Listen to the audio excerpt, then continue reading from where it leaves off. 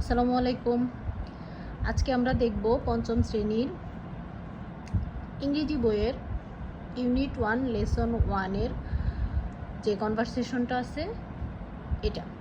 আচ্ছা, পঞ্চম শ্রেণীর ইউনিট 1 ইংলিশ বইয়ের ইউনিট 1 লেসন 1তে আছে সীমা এবং জেসিকাকে নিয়ে একটা কনভারসেশন। তো এই কনভারসেশন থেকে আমরা কি কি শিখতে পারি? এই কনভারসেশন থেকে আমরা দেখতে পারি এখানে কিভাবে ইন্ট্রোডিউস হতে হয়, একজন আরেকজনের সাথে কিভাবে ইন্ট্রোডিউস হতে হয়, অপরিচিত কারোর সাথে যখন আমরা কথা বলবো কিভাবে কথা বলবো সেটা আমরা এখান থেকে শিখতে পারবো।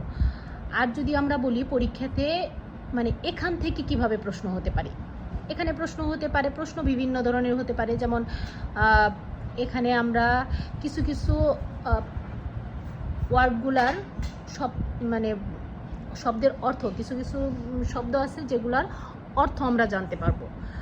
আবার কিছু কিছু শব্দ আছে যেগুলো দিয়ে আমরা সেন্টেন্স মেক করতে পারবো। ফিল আপ এখান থেকে শিখতে পারবো। তারপরে মাল্টিপল চয়েস কোশ্চেন এখান থেকে শিখতে পারবো। তারপর এখান থেকে শিখতে পারবো কিছু কিছু অপোজিট ওয়ার্ড, যেমন গুড, ব্যাড, এগুলো অপোজিট ওয়ার্ডগুলো শিখতে পারবো। তো আমরা যদি এখানে দেখেন সীমা এবং জেসিকা এই লেসনটাতে আমরা এখানে আছে first, hello may I introduce yourself, I am Seema. তো এখানে ইন্ট্রোডিউস আছে। ইন্ট্রোডিউস অর্থ কি? পরিচয় করিয়ে দেয়া।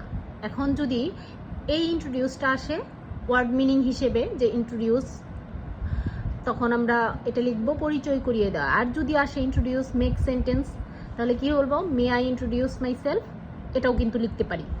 তো এভাবে আমরা প্রত্যেকটা জিনিস একটু ভালোভাবে দেখব। যে দেখেন এখানে আছে হলিডে, হলিডে মানে কি? ছুটির দিন। তাহলে এই হলিডে দিয়ে যদি আমরা চিন্তা করি যে হলিডে দিয়ে একটা মেক সেন্টেন্স করব, তাহলে কিভাবে করতে হয়? I am on holiday with my father. এখন এই বইয়ের এই সেন্টেন্সটাই যে লিখতে হবে এমন কোনো নিয়ম নেই, কিন্তু যেহেতু আমরা এখান থেকে পড়তেছি, এটা যদি আমরা একটু ভালোভাবে পড়ি, তার মানে কি এখান থেকেও আমরা সেন্টেন্স মেক করতে পারবো। কিন্তু সেন্টেন্সের মোটামুটি ফর্মুলা ঠিক থাকতে হবে, তাহলেই হবে। আসসালামু আলাইকুম।